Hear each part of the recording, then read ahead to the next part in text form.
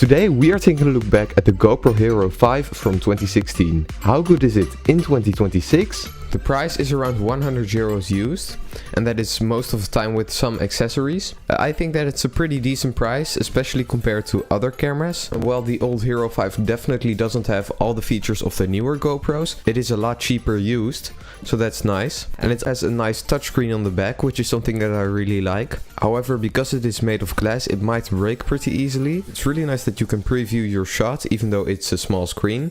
And you can also switch modes, and there are a lot of options on there. So you can choose between 4K 30 or 2.7K at 60 or 1080p 120 wide for slow motion. It shows you all the options that you have, and you can easily switch between different modes.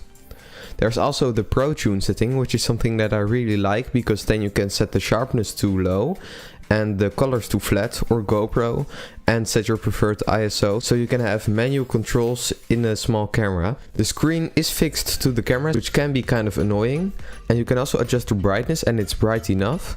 The battery life is also decent. You can get about an hour out of it, but that really depends also on which resolution you shoot in and how old the battery is. It has a fixed focus lens on the front, so that means that you can't change focus, and the minimum focus distance isn't that close, so you want to make sure that everything is at least half a meter away, so everything will be in focus. There are also different modes for the lens, which I really like, so you can get a lot in the shot with wide or even more with super view. And if you don't like the action cam look, then you can switch to linear, and then it will do lens correction. Sadly, linear isn't available in 4K, however it is available in 2.7K 60 FPS and with stabilization turned on. The ease of use is really nice because of the nice menu system.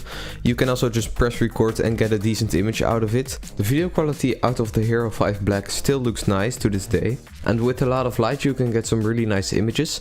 However, when it's getting darker you can definitely see a lot of noise. The low light of this camera is very bad, and you can definitely see a lot of noise very quickly. So if you don't use it a lot outdoors, then this might not be a good option. It also has gyro data, so that means that you can stabilize it in post with a software called GyroFlow. This works pretty great, however you do need to make sure that you have the stabilization on your camera turned off when you use it. Also, if you want to see more videos like this, make sure to subscribe. The photo and video quality is good, and I really like that I have the ability to change the settings. And I like the slow motion on the camera, however the stabilization doesn't work at higher than 60 FPS.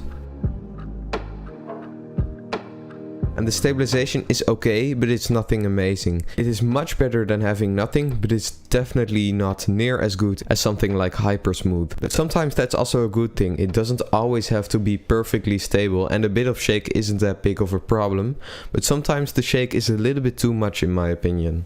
You have a lot of different modes, so you have photo mode, video mode, but you can do photo time-lapse, video time-lapse, also burst shooting, and it has 3 microphones. The microphone is decent, it isn't amazing, and it can pick up a lot of noise. Also, this camera has a USB-C port. It's also waterproof without a case up to 10 meters.